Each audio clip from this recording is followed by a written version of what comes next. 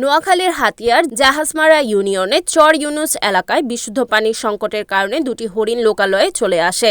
এতে স্থানীয়দের মধ্যে কৌতূহল সৃষ্টি হলে কেউ হরিণগুলোর ক্ষতি করেনি। পরবর্তীতে এলাকাবাসী বন বিভাগের সঙ্গে যোগাযোগ করলে তাদের সহযোগিতায় হরিণ দুটি উদ্ধার করা হয়। পরে নিরাপদ পরিবেশ নিশ্চিত করে কালামচর এলাকায় হরিণ দুটিকে অবমুক্ত করা হয়। বন বিভাগ জানিয়েছে, পানির সংকট সহ প্রাকৃতিক কারণে বন্যপ্রাণী মাঝে মাঝে লোকালয়ে চলে আসে। এ ধরনের পরিস্থিতিতে সবাইকে সচেতন থেকে সংশ্লিষ্ট কর্তৃপক্ষকে জানানোর আহ্বান জানানো হয়েছে। আমাদের এখানে চিত্রা হরিণ নিজুম দ্বীপ থেকে জলোচ্ছ্বাসের কারণে জাহাজমারা পুরাতন বাগানে চলে আসছিল। ওখানে চর ইউনুসে ওইখানে বিশুদ্ধ পানির অভাবে লোকালয়ে চলে আসছিল। লোকালয় থেকে আমরা উদ্ধার করছি দুইটা হরিণ। এখন আমরা এটা এই চর কালাম বিটে বাগানে উন্মুক্ত করব। ধন্যবাদ। Report Hanifuddin Sakib, NNTV, Noakhali.